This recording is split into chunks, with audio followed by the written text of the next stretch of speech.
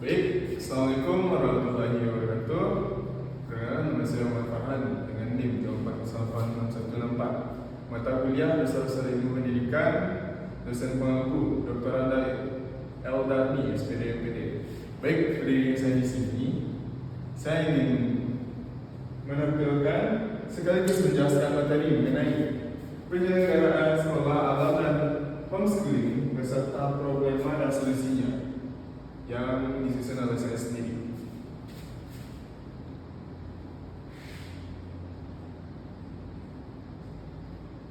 Baik, yang pertama, di bagian pertama, pendidikan merupakan fondasi utama dalam membentuk kualitas sumber daya manusia yang unggul dan berdaya saing. Seiring perkembangan zaman, paradigma pendidikan mengalami perubahan signifikan. Jika sebelumnya sekolah formal menjadi satu-satunya pilihan, kini hadir berbagai bentuk penyelenggaraan pendidikan alternatif seperti sekolah alam dan homeschooling. Keduanya muncul sebagai respon terhadap kebutuhan masyarakat yang semakin beragam, khususnya dalam menyediakan lingkungan belajar yang lebih fleksibel, personal atau individu, dan sesuai perkembangan anak.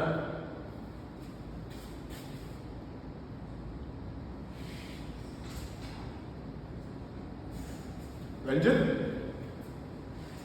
di slide selanjutnya, yaitu rumusan masalah. Di rumusan masalah terdapat konteks yang berisi yang pertama berupa pertanyaan ya. Bagaimana standar kurikulum pada sekolah alam dan homeschooling dikembangkan dan apa kendala utama dalam penerapannya? Yang kedua, sejauh mana kompetensi pendidik seperti guru dan orang tua mempengaruhi kualitas pembelajaran pada sekolah alam maupun homeschooling? Yang ketiga, apa saja keterbatasan fasilitas yang sering muncul dalam penyelenggaraan sekolah alam dan bagaimana dampaknya terhadap efektivitas pembelajaran? Dan yang terakhir, yang keempat, apa risiko keselamatan yang muncul dan model pembelajaran outdoor atau di luar ruangan di sekolah alam dan bagaimana pengelolaan risikonya atau akibatnya?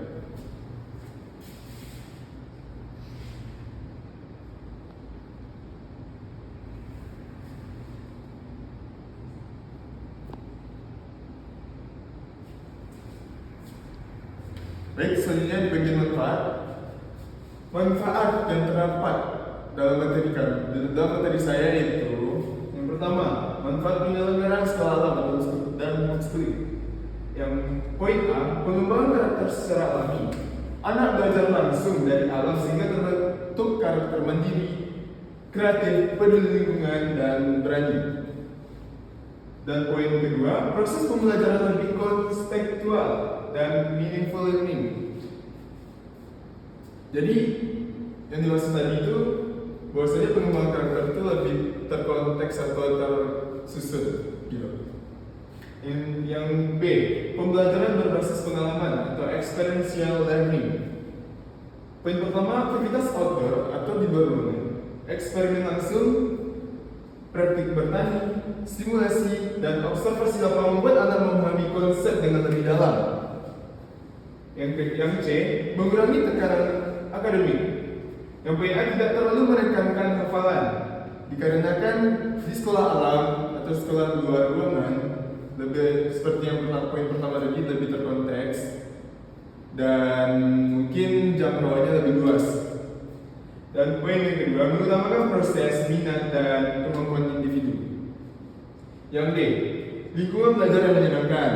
Yang seperti kita tahu bagaimana lingkungan di alam yang lebih asri, lebih nyaman, dan lebih indah pastinya daripada di dalam ruangan ya kan. Yang poin pertama, alam membuka ruang gerak yang luas. Seperti yang saya bilang tadi, mengurangi kejenuhan dan stres belajar. Jadi kalau di keuntungan dari belajar di luar ruangan atau di alam, kita bisa sekalian healing gitu. Yang E, mendorong kreativitas dan kemandirian. Yang pastinya siswa sering diberi proyek mandiri dan pemecahan masalah nyata. Jadi kalau di sekolah alam atau di luar ruangan atau sepertinya atau lain sebagainya gitu, bahwasanya kalau di luar kita lebih diminta atau lebih dituntut untuk mandiri. Yang terakhir, F, interaksi sosial yang lebih baik. Yang pastinya kelas kecil memudahkan komunikasi guru murid guru dan murid dan kerja sama tim karena lingkupnya lebih luas untuk areanya dan tapi untuk pembelajaran lebih kecil dikarenakan kelasnya masih kecil.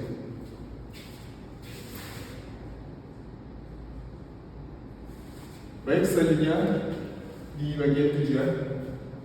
Yang pertama, untuk memahami konsep dasar, karakteristik, dan prinsip penyelenggaraan sekolah alam dan homeschooling sebagai bentuk pendidikan alternatif di Indonesia. Seperti yang kita tahu, bahwasanya di Indonesia tidak semua daerah yang dapat sekolah di sekolah yang layak, dan itu sebagai bentuk pendidikan alternatif makanya ada pendidikan homeschooling, sekolah alam dan lain sebagainya. Yang kedua, untuk mengidentifikasi permasalahan pokok yang muncul dalam pelaksanaan kedua model pendidikan tersebut, baik dari aspek kurikulum, pendidik, sarana prasarana, pembiayaan maupun regulasi. Yang ketiga, untuk menganalisis faktor-faktor yang menyebabkan munculnya problema dalam penyelenggaraan sekolah alam dan homeschooling secara komprehensif atau menyeluruh. Yang keempat, untuk mengkaji dampak dari problematika tersebut terhadap kualitas pembelajaran, perkembangan peserta didik, serta efektivitas proses dalam pendidikan.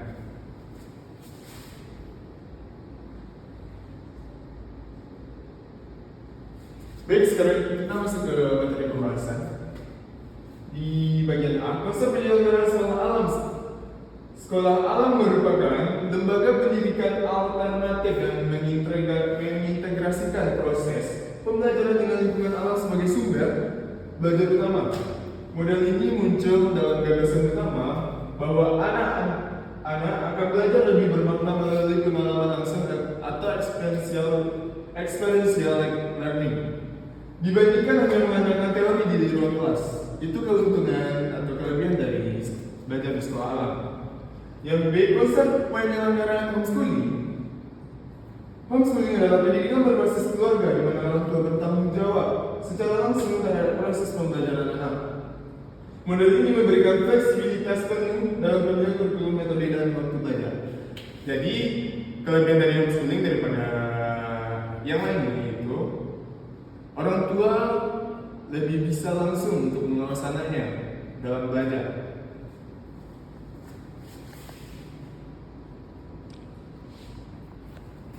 Lanjut, yang C, problematika dan penyelenggaraan sekolah alam dan homeschooling.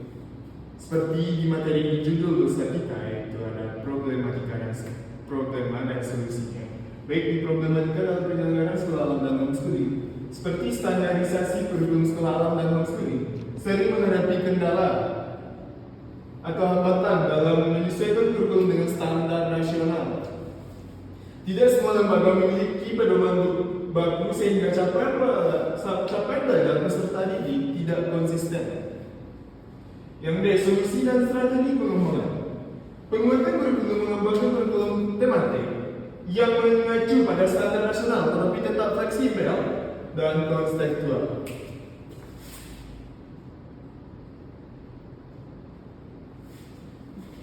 Baik, sekarang kita masuk ke bagian perbandingan sekolah alam dan homeschooling. Di bagian aspek pertama di lokasi belajar, bahwasanya di sekolah alam yang pastinya kita melakukan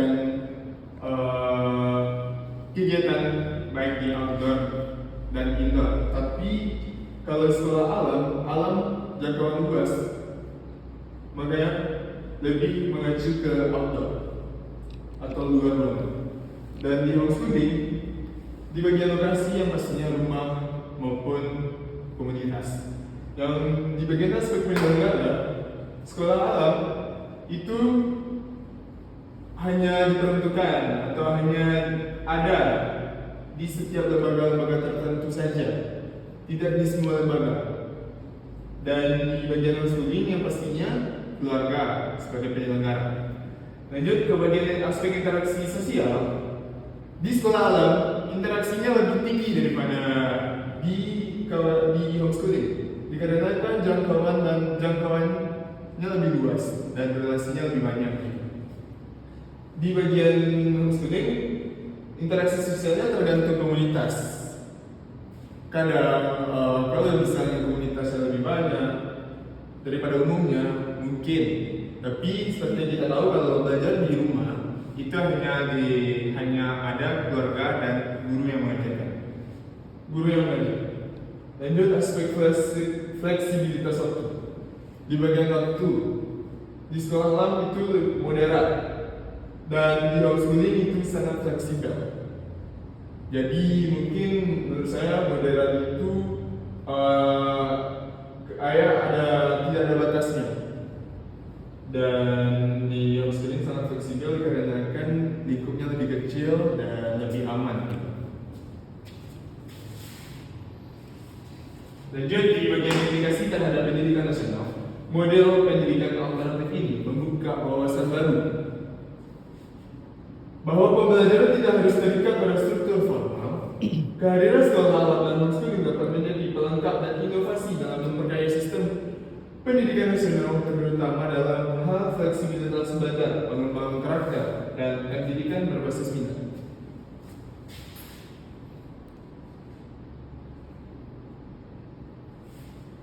Lanjut di landasan filosofis pendidikan alternatif, bahwasanya penyelenggaraan sekolah alam dan homeschooling berakar pada filsafat pendidikan progresif yang digagas tokoh-tokoh terkenal seperti John Dewey, Ki Hajar Dewantara, Maria Montessori, dan Paulo Freire yang menekankan bahwasannya pembelajaran berbasis pengalaman atau experiential learning, kebebasan anak untuk bereksplorasi, pendidikan sebagai proses memanusiakan manusia atau humanisasi, dan serta pentingnya konteks keluarga dan lingkungan.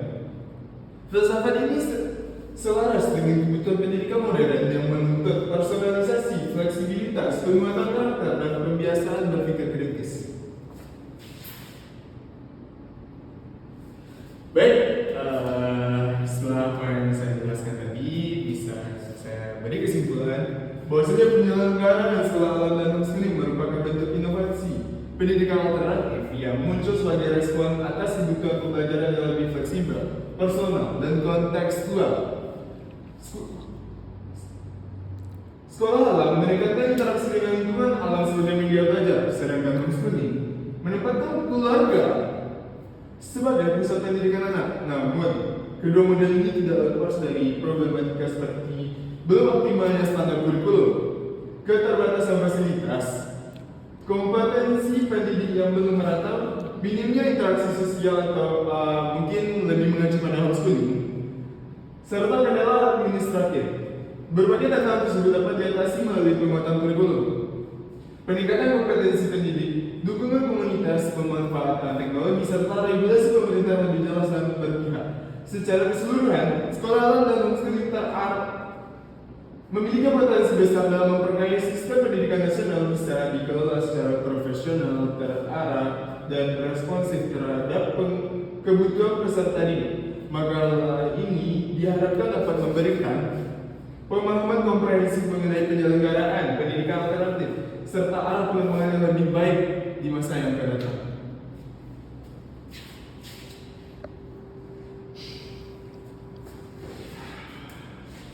Baik, mungkin hanya itu saja yang dapat saya jelaskan dalam penampilan materi saya. Mungkin apabila ada salah kata maupun perbuatan, saya mohon Farhan, minta maaf, saya akhiri. Wabillahi taufiq wal hidayah. Assalamualaikum warahmatullahi wabarakatuh.